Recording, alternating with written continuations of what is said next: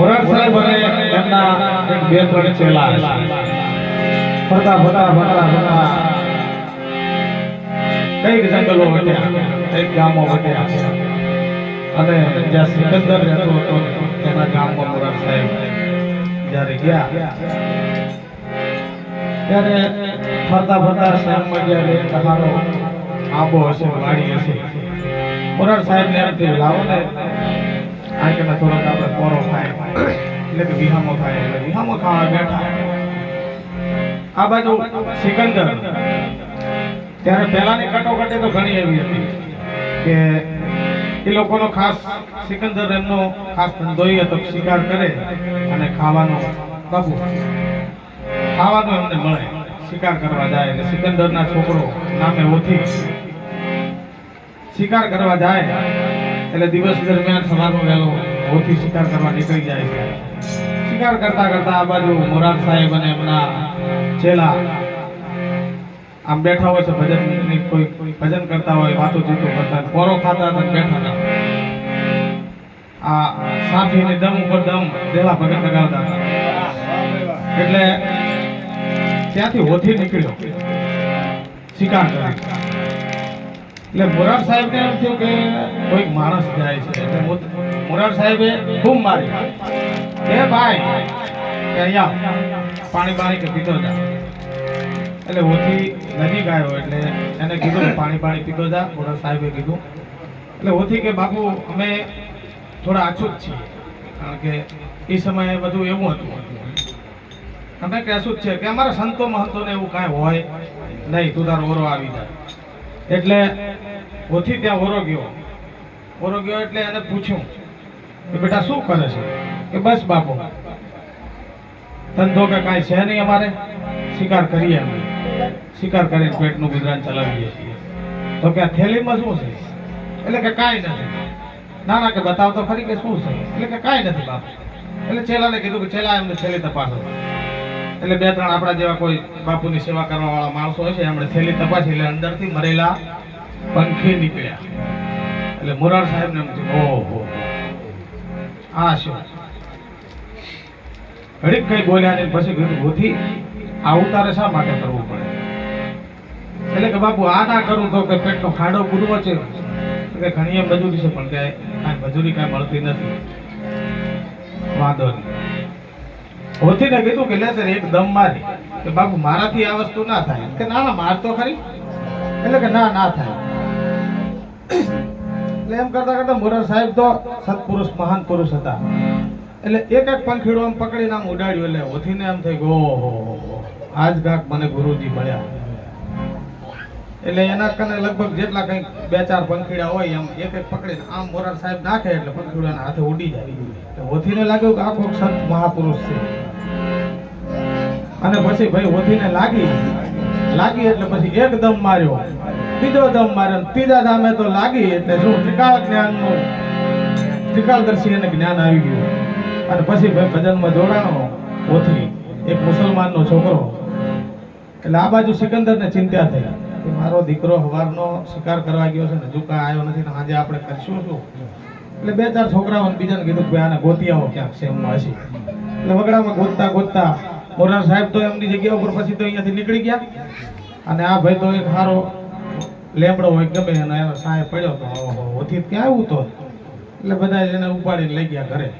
સિકંદરને કીધું બાપુ તમારો છોકરો તો કોઈ પાન જ નથી. એમ કરતા સવાર પડ્યો ઉઠ્યો. એટલે ત્યારે આપણે આ જેવી બધી ભજન મંડળીઓ હશે એટલે આ તો લાગે ને મને લાગે તું મને લાગી મોમો. એટલે લાગે એટલે સવારમાં એને ભજન ભાઈ હોથી ભજનમાં આવજો. એટલે સિકંદર ને એમ કે મારો બેડો હોથી ક્યાંનો ભજન ગાવા શીખે. એટલે આ તો હોથી ભજનમાં ગયો. એટલે બીજા કરતા સમય ઘણો જતો રહ્યો. ભજનમાં હોથીનું નામ થઈ ગયું. એટલે બે જગ્યાએ વાયક આવે. આપણે બાપુ જેવું થાય, સદારામ બાપુ બે જગ્યાએ વાયક આવે એટલે સંભાળવું કાઢવું પડે. પણ મહાપુરુષ હોય ને સત્પુરુષ એને કઈ વાંધો ના આવે. એટલે હોથીને બે જગ્યાએ વાયક આવ્યું. સિકંદર ને એના બાપ ને એમ થયું આજ તો મારું દીકરું ચેક કરવું, આ તો કોઈ હાસું છે કઈ ધતન છે. એટલે એક બાજુ બીજી જગ્યાએ ભાઈ તો તું અહીંયા હોથી ભજન ગાતો હતો, છોકરા આયા કહે બાપુ બાપુ કહે હોથી તો અહીંયા ભજન ગાય છે, તો કે આ બાજુ બીજે ભાઈ કાલ્યું છે અહીંયા કને, અહીંયા જઈને સિકંદર જોવો તો કે અહીંયા ભજન ગાય. તો સિકંદર એમ થયું આ મારું બધું આપણે મુસલમાનને શોભે નહીં, એટલે સિકંદરે આ હોથીને હાથે ઘરે આવ્યો એટલે રાતે એને કરી કમ્પ્લીટ કરી પૂરી નાખ્યો કે આજ તો બેટાને કે ભજન મજાવા આલવો નથી ગતું, એટલે એને પૂરી દીધો ઘરમાં. વળે પાછું ભજનનું ભાઈ ગાય એટલે આને આ પૂરેલો છે. સિકંદર બારે આમ લાકડીની પેરો ભરીને બેઠો, એટલે ગામમાંથી છોકરા દોડતા દોડતા કે બાપુ કે હોથી તો ભજન ગાય, એટલે હોથીને આ પૂરેલ છે ને હોથી એ ભજન નથી ગાતો. એટલે સિકંદરે ચેક કર્યું, સિકંદર આમ અહીંયા કાંઈ જોવા જાય એટલે ભજન હોથી ગા મારા ઘોડા બેઠો હોય ગાતો હોય, અને ઘરે આવીને જોયો તો અહીંયા કાંઈ હોથી બાવા પૂરેલ પડ્યો. એટલે આ એક મોરાર સાહેબનું સત હોથીને લાગી ગયું, એના માટે તો ભજન